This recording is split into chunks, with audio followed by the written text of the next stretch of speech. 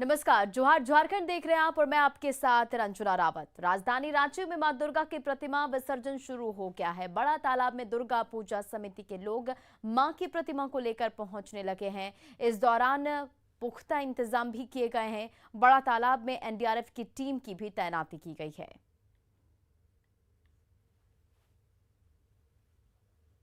हमारे एनडीआरएफ की तरफ से यहाँ पे मूर्ति विसर्जन के लिए प्रतिनियुक्त किया गया है, तो हम लोग पूरी तरह से तैयार हो चुके हैं। साथ में हमारे आप जैसे कि देख रहे हैं कि डिप ड्राइवर सेट भी हम तैयार कर रखे हैं। और मैं लोगों से आग्रह करूंगा कि आप अगर मूर्ति का विसर्जन करने के लिए आते हैं यहाँ, तो आप शांति तरीका से आए, मूर्ति विसर्जन करें और चुपचाप आप यहाँ से चले जाएं। किसी प्रकार से भगदड़ न करें और हो सके तो नशे के हालात में यहाँ पे ना आए, कारण कि ये पानी है, पानी किसी का दोस्त और दुश्मन नहीं होता है। तो देखिए, राजधानी रांची में मां दुर्गा की प्रतिमा का विसर्जन शुरू हुआ है और इस वक्त हमारे साथ हमारे सहयोगी अविनाश हमारे साथ लाइव जुड़ गए हैं बड़ा तालाब से। जानेंगे वहां क्या कुछ इस वक्त माहौल है, कैसे इंतजाम किए हैं और उन सब चीजों का हम जायजा लेंगे। तो आपको बता दें कि राजधानी रांची में मां दुर्गा की प्रतिमा का विसर्जन भी हो गया और आपको सीधे लिए चलते हैं लाइव, जहां से हमारे संवाददाता जुड़े हुए हमारे साथ। हम वहां चलेंगे सीधे और आप लोगों को दिखाएंगे कि वहां इस वक्त कैसा माहौल है। पुख्ता इंतजाम जो किए गए हैं, एनडीआरएफ की टीमों का जो तैनाती की गई है, उनमें क्या है, हम उन सब का जायजा लेंगे। तो देखिए, सीधा हमारे साथ जुड़े हुए हैं अविनाश। इस वक्त क्या कुछ वहां पर है?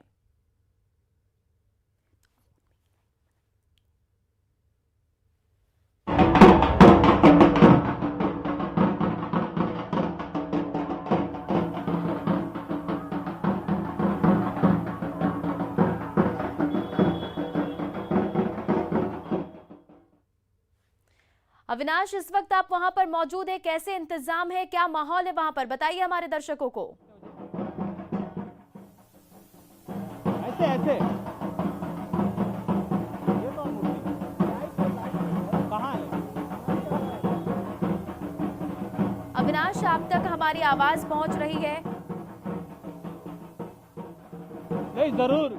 और इस वक्त अगर आप देखें, मैं इस वक्त रांची बड़ा तालाब के इलाके के पास खड़ा हूँ, बड़ा तालाब के पास खड़ा हूँ और माँ दुर्गा के विसर्जन को लेकर अलग अलग पूजा समिति की बात करें, अलग अलग पूजा पंडालों की बात करें, अलग अलग दुर्गा जो मंडप है उसकी बात करें, वहाँ से माँ की विदाई शुरू हो गई है। आज विदाई का दिन है और हर कोई माँ के अंतिम दर्शन के लिए कहें, माँ की विदाई में शामिल होना चाहता है। और राजधानी रांची के जो चिन्हित जो तालाब है, जो जिला प्रशासन के द्वारा चिन्हित किए गए हैं, उन तालाबों में मां के प्रतिमा का विसर्जन होगा।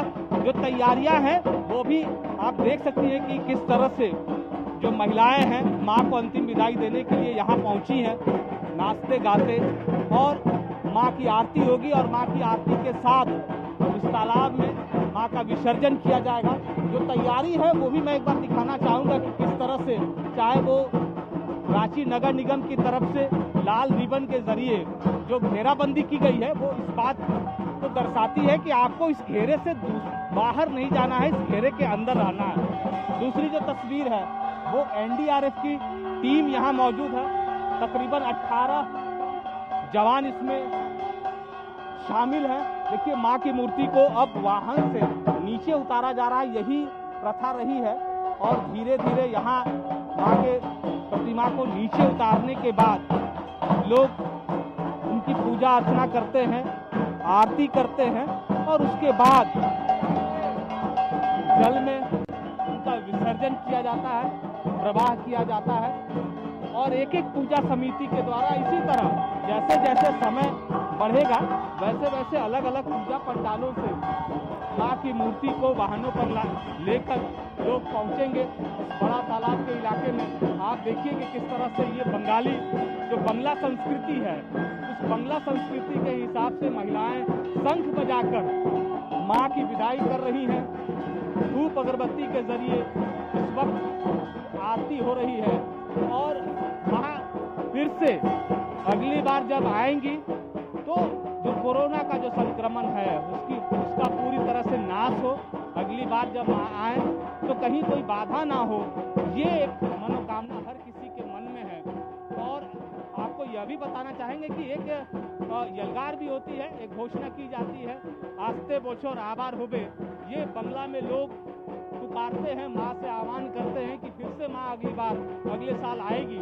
और इसी आह्वान के साथ देख सकते हैं कि किस तरह से हर कोई हाथ जोड़कर माँ से विनती करते हुए जो भूल चूक हुई हो वो माफ़ करेगी माँ, और जो घर परिवार में, समाज में, इस देश में सुख समृद्धि आए, इसकी एक मनोकामना भी मन में, हर किसी के मन में है। और लगातार अलग अलग रांची के अलग अलग अगर इलाकों की भी बात करें, जो पूजा समिति है वहाँ से माँ की प्रतिमा अब निकल चुकी है और धीरे धीरे यहाँ इस बड़ा तालाब के यहाँ पहुँचेगी। या फिर अगर हम दुर्गा के इलाके की बात करें, रांची के जो दूसरे तालाब हैं उसकी बात करें, लगभग 1 दर्जन से ज़्यादा ऐसे तालाब चिन्हित किए गए हैं जिला प्रशासन की तरफ से। वहीं आपको प्रतिमा का विसर्जन करना है 2 जगह पर, दुर्गा डैम और बड़ा तालाब के इस इलाके में एनडीआरएफ की टीम को तैनात किया गया है। बाकी जगहों पर जो स्थानीय प्रशासन है वो इस बात को देखेगी कि कहीं से कोई चूक ना हो। जो लोग विसर्जन में शामिल होंगे, पानी के अंदर आपको बहुत अंदर तक नहीं जाना है। छोटे बच्चे जो हैं वो विसर्जन के दौरान माँ की मूर्ति से दूर रहें, क्योंकि जो माँ का विसर्जन होता है, प्रतिमा का विसर्जन होता है, जो वेट है, जो वजन है, उसकी वजह से कई बार ऐसा होता है कि जो छोटे कद के लोग हों या बच्चे हों, कई बार तालाब में विसर्जन के दौरान नीचे आ जाते हैं और दुर्घटना घट जाती है। तो ये इस बात का ध्यान रखना जरूरी है। जिला प्रशासन के द्वारा इस बात का ध्यान भी रखा जाता है। यहाँ तो एनडीआरएफ की टीम है, आप देख सकते हैं कि इस भाग की इस आवाज के साथ लोग नृत्य करते हुए यहाँ पहुँचे थे। और इस वक्त माँ के विसर्जन की तैयारी चल रही है। ये रस्सी इसलिए रखा गया है, इसके सहारे ही धीरे धीरे जो प्रतिमा है उसको बांस के सहारे नीचे की ओर, पानी की ओर ले जाया जाएगा, ताकि धीरे धीरे जब माँ पानी की तरफ, तालाब की तरफ नीचे जाए तो कहीं से कोई दिक्कत ना हो और विसर्जन की जो प्रक्रिया है वो बहुत ही सादगी तरीके से हो सके। कोरोना के इस गाइडलाइन के बीच इस बात का ज़्यादा ध्यान रखा जा रहा है कि आपको कैसे ज़्यादा भीड़ नहीं करनी है, सोशल डिस्टेंसिंग को मेंटेन करना है। भीड़ कम होगी तो लोग एक दूसरे से दूरी बनाकर रहेंगे, लेकिन जब भीड़ बढ़ेगी तो दिक्कत हो सकती है। लेकिन यहाँ आप देख सकते हैं पूजा समिति के द्वारा जो लोग यहाँ जुटे हैं बहुत कम संख्या में है, 20 से 25, मुझे लगता है इससे ज़्यादा लोग नहीं हैं, और बहुत आसानी के साथ सादगी तरीके से इसमें माँ के प्रति जो लोगों का लगाव है वो भी झलकता है, उत्साह भी झलकता है। और माँ की विदाई के समय में जी अविनाश, ये तस्वीरें, ये भक्तिमय माहौल दिखाने के लिए हमें बहुत बहुत शुक्रिया। तो आप सीधी तस्वीरें इस वक्त रांची के बड़ा तालाब से देख रहे थे, जहां मां दुर्गा को विदाई दी जा रही है। सीमित संख्या में लोग हैं और जो सुरक्षा व्यवस्था की बात करें तो वो भी पूरी वहां दिख रही है। एनडीआरएफ की टीम मौजूद है और सभी इंतजामों के बीच मां को अंतिम विदाई दी जा रही है। चले बढ़ते अब अगली खबर की ओर। मां दुर्गा की 9 दिनों तक आराधना के बाद नवरात्र का आज समापन हो गया। दशमी के दिन जमशेदपुर में शहर की तमाम प्रतिमा का नदी में विसर्जन किया जा रहा है। इस दौरान जिला प्रशासन की ओर से सुरक्षा के साथ ही नदियों को भी स्वच्छ रखने के इंतजाम किए गए हैं। नदी के पास एक कुंड बनाया गया है जिसमें पूजन सामग्री को विसर्जित किया गया।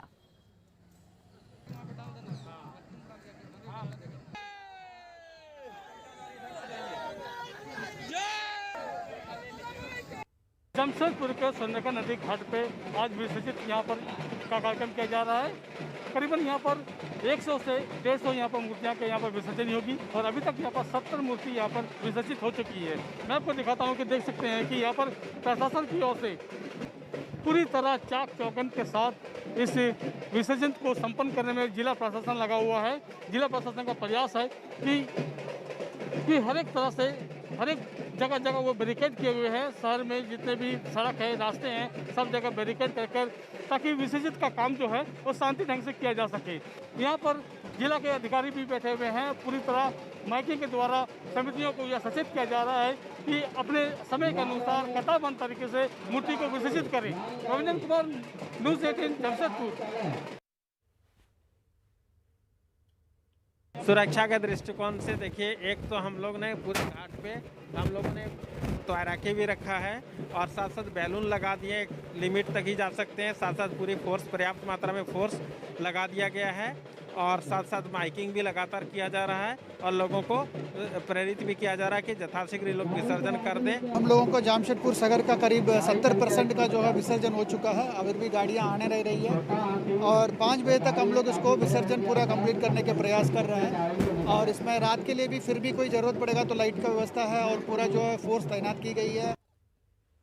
और रांची के ऐतिहासिक रातू किला में विजयादशमी पर विशेष पूजा का आयोजन किया गया, जिसमें सीएम हेमंत सोरेन भी शामिल हुए। राज्य परिवार की माधुरी मंजूरी देवी, नीतीश कुमार शाहदेव और उज्जवल नाथ चौधरी ने मुख्यमंत्री का परंपरा के अनुसार स्वागत किया।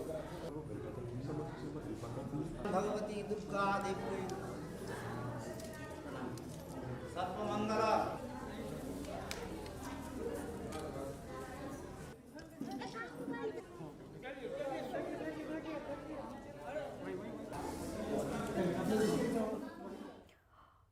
और अब बात पटना की, और आपको वो तस्वीरें दिखाएंगे जहां पटना के कालिदास रंगालय में रावण वध का कार्यक्रम शुरू हो चुका है। रावण वध के लिए श्री राम की सेना निकल चुकी है। सांकेतिक तौर पर होने वाले रावण वध में शामिल कलाकार राम, लक्ष्मण, हनुमान और जामवंत का वेश धारण कर रावण वध के लिए निकल चुके हैं, जो गांधी मैदान का चक्कर लगाने के बाद कालिदास रंगालय पहुंचेंगे और वहां रावण वध का कार्यक्रम होगा, जो इस बार कोरोना गाइडलाइन की वजह से पहले से काफी अलग दिखेगा। आज विजयादशमी है और विजयादशमी के दिन रावण वध का कार्यक्रम है और अभी हम तस्वीरें दिखा रहे हैं कि पटना के गांधी मैदान से यहाँ से राम जी की जो सेना है वो निकली है और यहाँ पे पूरे राम जी की सेना पूरे गांधी मैदान का एक चक्कर लगाकर कालिदास रंगालय में इस बार कोरोना को देखते हुए ये कार्यक्रम किया जा रहा है। और कोरोना के प्रभाव के कारण जो है इस बार काफी सीमित संख्या में किया गया है। हर साल गांधी मैदान में यह कार्यक्रम होता था, लेकिन सुरक्षा कारणों से कोविड प्रोटोकॉल के तहत जो है यह कार्यक्रम छोटा किया गया है। और यहाँ पे आप देख रहे हैं कि राम जी और उनके जो भाई है लक्ष्मण साथ में यहाँ पे विराजमान है और आगे हनुमान जी जो है वो साथ में चल रहे हैं और पीछे जो है वो इनकी पूरी वानर सेना जो है वो लगी है। वहाँ से जब लौट के आएंगे तो यहाँ फिर रावण का वध होगा। हमारे साथ यहाँ पे रामलीला जो समिति के जो अध्यक्ष हैं नोपानी जी वो हैं। नोपानी जी, इस बार जो है किया गया है इस बार से संतुलित कोरोना काल को देखते हुए बिहार की जनता सुरक्षित रहे और आज भी ये बड़ा भव्य कार्यक्रम हो रहा है और पूरा प्रोटोकॉल के तहत किया जा रहा है। रावण वध का कार्यक्रम ही राम जी परिक्रमा करने के बाद रावण का वध करेंगे और ये पूरा कार्यक्रम समुचित ढंग से छोटे रूप में किया जा रहा है ताकि बिहार की जनता सुरक्षित। एक बार और खास बात दिखाई पड़ रही है कि रावण के साथ क्या कोरोना का भी जी कोरोना का दाल है। हम लोग का ऐसा मानना है कि आज जो कोरोना जलेगा भविष्य में न बिहार में न पूरे भारतवर्ष में कोरोना कोई आने की संभावना नहीं। इस बार के रावण दहन में खास बात दिखाई पड़ेगी कि यहाँ पे रावण के साथ दोनों भाई को जलेंगे और साथ में प्रतीकात्मक रूप से कोरोना जो है उसे भी जलाया जाएगा, क्योंकि वो भी किसी कह सकते हैं कि यहाँ पे किसी बुराई से कम नहीं है। कैमरा पर्सन मनीष जुनेजा के साथ रवि नारायण, न्यूज़ 18 पटना। विजयादशमी पर देश भर में विभिन्न तरीकों से रावण दहन का त्यौहार आज मनाया जाएगा। कोरोना की वजह से कहीं सांकेतिक तो कहीं वर्चुअल तरीके से रावण दहन का कार्यक्रम होगा, लेकिन बाबा नगरी देवघर में रावण दहन की परंपरा नहीं है। देवघर में रावण की पहचान उस रूप में की जाती है जिसमें वे विद्वान ब्राह्मण और शिवलिंग के संस्थापक है। पुराणों में कहा भी गया है कि देवघर में रावण ने ही 12 शिवलिंग की स्थापना की है और हिंदू धर्म मानने वालों के लिए महादेव आराध्य हैं, इसलिए देवघर में शिव के संस्थापक रावण का दहन नहीं किया जाता है। रावण जो है अपने मोक्ष के लिए बैद्यनाथ को लेकर के कैलाश जा रहा था, उसी मार्ग में बैद्यनाथ यहाँ अवस्थित हो गए। तो रावण यहाँ जो है एक ब्राह्मण का और एक साधक और सात्विक ब्राह्मण का जो रूप था वो ब्राह्मण के रूप में यहाँ रावण का चित्र प्रस्तुत होता है। इसलिए इस क्षेत्र में रावण का दहन नहीं किया जा सकता। दुमका में विजयदशमी पर राष्ट्रीय स्वयंसेवक संघ की ओर से पथ संचालन का आयोजन किया गया। बासुकीनाथ नगर और जरमुंडी खंड के स्वयंसेवकों द्वारा पथ संचालन का आयोजन हुआ। ये पथ संचालन जरमुंडी यज्ञ मैदान से शुरू होकर नंदी चौक होते हुए बासुकीनाथ के सोना विवाह भवन तक गया, जहां शस्त्र पूजन के साथ समाप्त हुआ। इस दौरान कई जगह पर पथ संचालन में शामिल स्वयंसेवकों का स्वागत पुष्प वर्षा से की गई।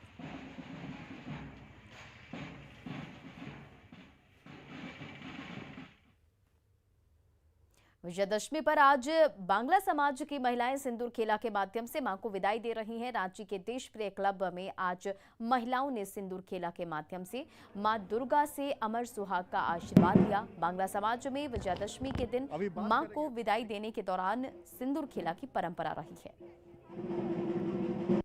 विजयदशमी के दिन जो माँ को जो विदाई दी जाती है, वो विदाई का सबसे महत्वपूर्ण हिस्सा होता है सिंदूर खेला, जो कि बांग्ला समाज की महिलाएं खेलती हैं।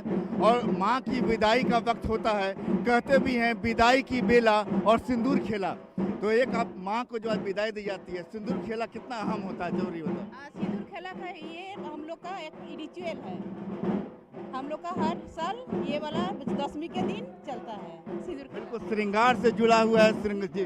बिल्कुल माँ भी विवाहित महिलाएं करती हैं और अविवाहित महिलाएं भी अच्छा वर पाने, शिव जैसा वर पाने के लिए करती हैं। तो माँ को विदाई अभी जब भी बेटियां जाती हैं ससुराल, तो माएँ बेटियों को सिंदूर और ये लगाती हैं। तो ये रिचुअल्स में ही आता है हमारे। काफी आप लोगों ने काफी लगाया हुआ है। काफी सिंदूर खेला होता है जब हम लोग माँ के पैर पे सिंदूर को टच कराते हैं और फिर एक दूसरे को लगाते हैं। सिंदूर के रूप में माँ का आशीर्वाद माना जाए क्या? हाँ, सिंदूर के रूप में माँ का आशीर्वाद हमें मिले और इस बार माँ इस कोरोना नाम के रोग को हमारे यहाँ से लेके जाए, बस यही चाहते हैं। बिल्कुल, यहाँ पर तो कुछ ऐसी हैं कि कुछ यहाँ तुम्हारी अभी शादी तो नहीं हुई है, लेकिन तुमने खेला है। हाँ जी बिल्कुल। माँ से क्या मांग रही हो? माँ से यही मांग रहे हैं कि अभी इतना जो नेगेटिविटी फैला हुआ है पूरे दुनिया में, वो सब कुछ हटे और ये कोरोना जल्द से जल्द खत्म हो, ताकि हम लोग अगले साल और अच्छे से पूजा मना सकें। बिल्कुल, 9 दिन माँ की आराधना के बाद आज जो भावना होती है, वो समय है माँ की से विदाई लेने का। और कहते हैं कि जो है अब आ गई विदाई की बेला, आंखों में आंसुओं का मेला, और चलो खेल लें एक बार सिंदूर खेला। कैमरामैन संजीव तिवारी के साथ संजय कुमार सिन्हा, न्यूज़ 18 रांची। कामयाबी की कोई कहानी एक दिन में मुकम्मल नहीं होती, लेकिन ईमानदारी, लगन और सच्चा संघर्ष हो तो सफलता की कहानी एक दिन पूरी जरूर होती है। देश में श्वेत क्रांति यानी दूध क्रांति लाने वाले अमूल का सफर गुजरात के सिर्फ 2 गांवों से शुरू हुआ था। 75 साल का हो चुका अमूल भी पूरे देश के साथ आजादी के अमृत महोत्सव की खुशियां मना रहा है। आइए आपको रूबरू कराते अमूल की सफलता के सुनहरे इतिहास से।